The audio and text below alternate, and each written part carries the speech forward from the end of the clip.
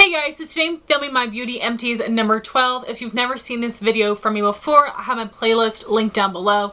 And basically, I like to film my empties every 3 months, so I make sure that I have makeup products to include because that is my favorite part about watching an empties. And I always like to split up my empties into categories, which I have listed down below with the times that they start in case you don't want to watch everything, which I totally understand. I also recently posted a video showing you all of the makeup products I used up in 2015, which I'll link up here. I was really excited about the amount of products and the actual dollar amount of makeup I used up in the year, so definitely make sure to check out that video, and let's just get started with the body products.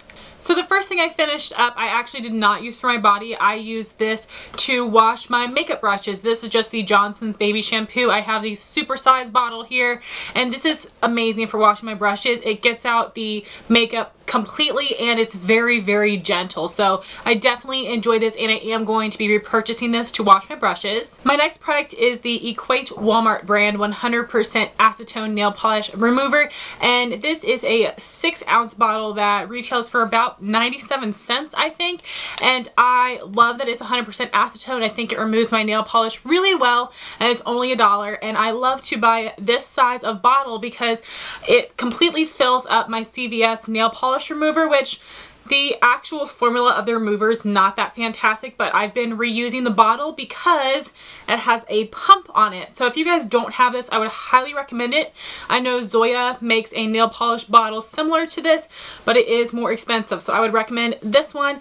And like I said, it perfectly fits the entire bottle of the Equate nail polish remover, and I prefer this kind of format so much better because I have knocked over my polish remover so many times, but this is fantastic. You just stick a cotton ball or a cotton pad on here, push down, nail polish remover comes out, and you wipe off your nail polish. So if you don't have this, you definitely need to buy it for the bottle, and once you finish up the remover, use whatever your favorite kind is, but I definitely enjoy the Equate, and I will be repurchasing this. Next, I finished up a Bath & Body Works hand sanitizer in the Japanese Cherry Blossom scent, which this and Winter Candy Apple are my two favorite Bath & Body Works scents. They are the scents that I always purchase for these hand sanitizers. I absolutely love this. Hands down, will repurchase this. I feel like it makes my hands feel clean and it doesn't leave them sticky, and it leaves them smelling really nice. Next, I finished up a body wash. This is the Ralph Lauren Midnight Romance. I got it in a gift set with my Midnight Romance perfume.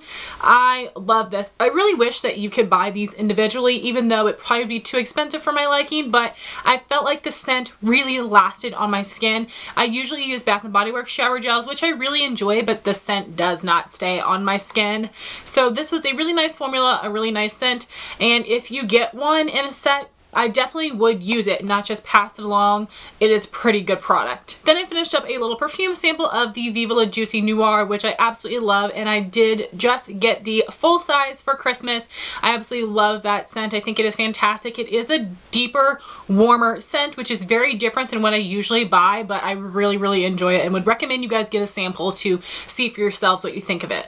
Next, moving on to hair, I have 3 products. The first is the hair dye that I've got rocking right now. As you can see, it's faded a ton. If you guys have ever dyed your hair red, you know it is very, very hard to maintain. So the hair dye that I purchased is this L'Oreal Superior Preference in the shade RR07 Intense Red Copper. This girl looks amazing. This hair looks beautiful on her. It was really intense when I first dyed my hair, and I didn't like it. I thought it was too intense for me, and I really like the color that it is now. Of course, it'll probably fade even more, but this is like a real beautiful strawberry blonde hair color. I love it. But I do not recommend this formula of hair dye. I usually use the Garnier, and whenever my hair really starts to fade, I'm going to try to find this color in the Garnier line because the formula of that is fantastic. It's a little bit thicker and it's easier to work into your hair. This is so runny that it made a mess, and it was really easy to miss spots in my hair, and my mom had a terrible time using this compared to the Garnier, which we have used forever. So I'm definitely definitely not a fan of the formula of this. I think the color is pretty, but I'm not a fan of the formula. I will not be repurchasing, and like I said, I'm going to try to find this shade in Garnier. Next product I finished up is a shampoo. This is the Suave Moroccan Infusion shampoo for color treated and dull hair. This is my holy grail shampoo. This is like $3 and it's fantastic. The smell is wonderful, and I have very oily hair. This does a fantastic job of really cleaning it. It doesn't make it feel too stripped or too moisturized, so this is absolutely a holy grail favorite, and I will repurchase this. And my last hair product is the Suave Dry Shampoo. This is holy grail to me as well. Also about $3. I've tried a bunch of different dry shampoos, and they either don't soak up the oil enough, they leave a weird smell, they leave a weird residue, my hair feels even more dirty. This is fantastic. I do get a white residue sometime, but it's very easy to blend out. I love the smell. I love the way it makes my hair feel. This is holy grail to me, and it is the dry shampoo I'm going to purchase for the rest of my life. So next, moving on to skin, I have 5 makeup remover wipe packs. I have 3 of the full size and 2 of the travel packs. These are the Neutrogena makeup removing wipes, which I used to buy in a jumbo size pack from Costco for a really good price, but the past couple times I've been to Costco, I haven't seen it, which I'm so depressed about. And I tried the Kirkland Daily makeup towelettes. I hated them, so I'm not sure what I'm gonna get. I know Katie from Lustrelux uses a blue pack of Costco makeup wipes, so I might have to see if I can find those, because I was highly disappointed with the other ones. I felt like they didn't remove my makeup well, and they stung my eyes. I've tried so many makeup remover wipes, and I've been disappointed with basically all of them. The Simple brand didn't clean anything. The Ponds were soapy and they burned my eyes and my skin. I absolutely love these. They remove my makeup so well and they don't burn my eyes. I have never found another makeup remover wipe that does both of those things. And please let me know your favorite, since I cannot get these from Costco anymore, which is very, very depressing. The next thing I finished up was this small size of the Philosophy Purity Cleanser. This is fantastic. I love this.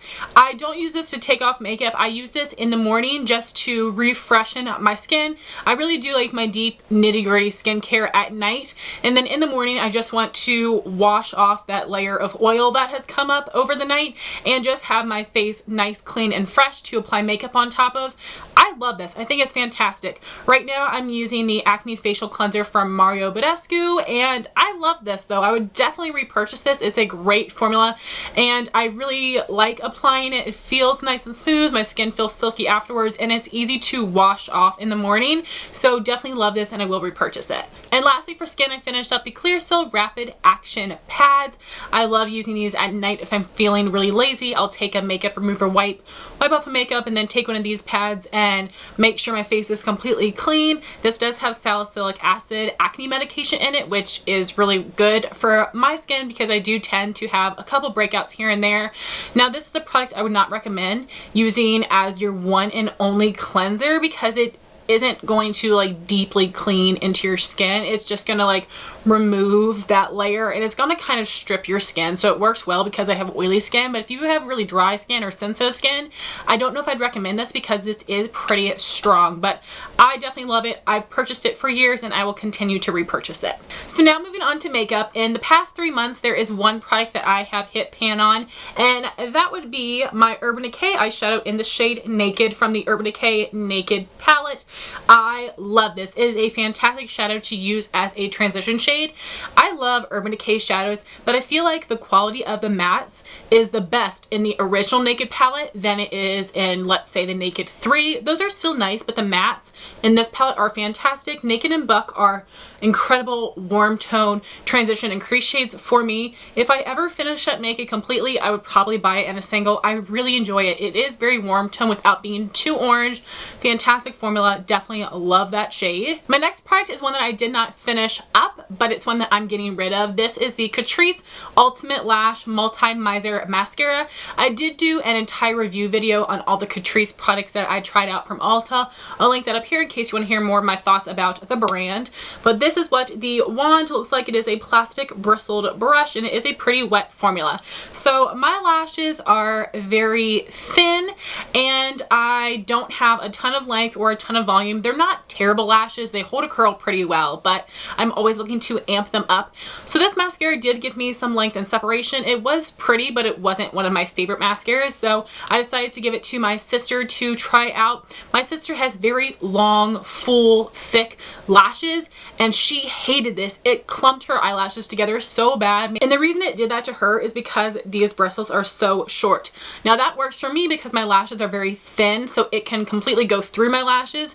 For her, because they're thick, it doesn't go through, so it puts on the product but doesn't comb it through, so it's just like clumping them up. So she hated this, and it just wasn't that impressive for me, so I'm going to go ahead and toss it. If you guys have seen my makeup inventory, which I'll link up here, I have so many mascaras I need to go through, so I've decided that I am going to try out a mascara. If I'm not in love with it, I'm not going to use it up. I'm going to see if my sister likes it. If we both hate it, I'm going to throw it out like I'm doing with this mascara, just because I don't want other mascaras to dry up waiting for me to use them. Then my first two makeup-y empties are a little bit random. The first one is this eyebrow razor that I've had for a while, and I figured it was a little bit dull and it was time to get another one.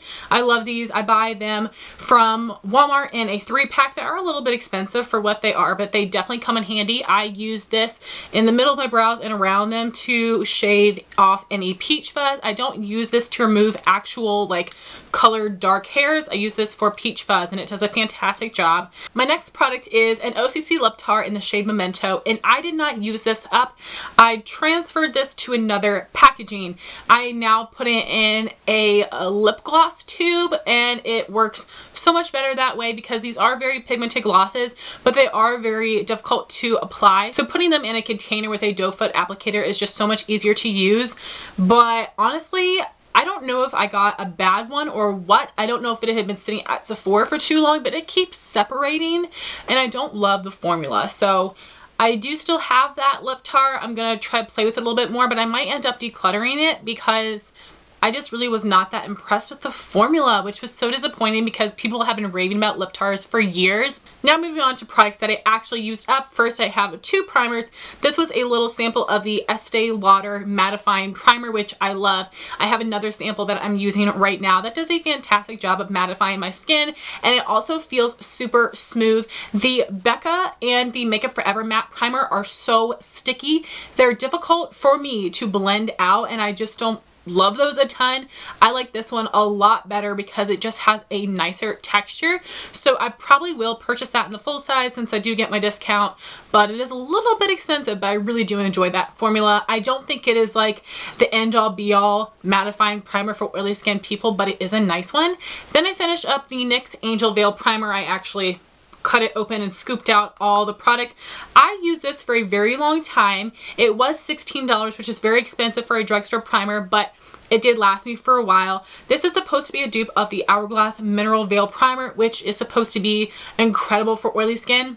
This did not do anything for my oily skin. It has a very like soft, silky feel. This did not really prolong the wear of my makeup, and it didn't do anything for pores or oil control, so I'm definitely not going to repurchase this. It was nice, but it doesn't do enough for my skin. Then I finished up 2 foundations. The first is the MakeUpForEver Matte Velvet Plus in the shade number 20. I know people love this foundation, especially oily skin people. This is about medium coverage, and this shade worked for me pretty well, but it wasn't perfect. It wasn't really yellow enough. It had a little bit more of a peachy undertone to it, and medium buildable coverage is nice. I can definitely work with that. I really did like the texture. It was a little bit moussier and thicker, which I really enjoyed. I don't feel like it was heavy. I don't really think this did much for oil control. I felt like I have to blot just as often with this foundation as I do with other foundations. While I thought this was nice, I'm not going to be repurchasing this. I don't really see the extreme hype about it. The other foundation I finished up is the Hard Candy Glamoflague in the shade Porcelain. I use this all year long as a mixing foundation. I absolutely love the formula of this foundation. It is in between thin and thick, and I find that this mixes well with a ton of other foundation formulas, which I was kind of nervous about, but I feel like this works with everything I've tried so far, and I've tried some thinner foundations like Estee Lauder Double Wear, and I've tried thicker foundations like the Makeup Forever in the Kat Von D. And this is a fantastic shade, very, very fair, almost white, but it has a yellow undertone to it. This is amazing for mixing. I did already repurchase this, and this does do a decent job at oil control as well, and it does give medium buildable coverage. So definitely recommend this one for you guys. And do know that the shade comes out lighter on your skin than it looks in the bottle, so be aware of that. And they don't have a lot of deep shades to choose from, which is a huge bummer, but this is a really great foundation, especially as a mixer if you're fair like me. Then I finished up 3 powders, 1 for my under eyes and 2 for my face. So I did finish up the Wet n Wild Fergie Mattifying Take on the Day powder. So I guess Fergie and Wet n Wild are no longer partnering, so all of the Fergie products Wet n Wild has renamed and repackaged, so now they are just Wet n Wild products, and one of those was the mattifying powder. So I'm just thankful that it was not discontinued. I actually have 4 of these right now. I purchased 3 myself, and then my friend Amanda sent me a backup, so very thankful of that. I am glad to have a back stock of them.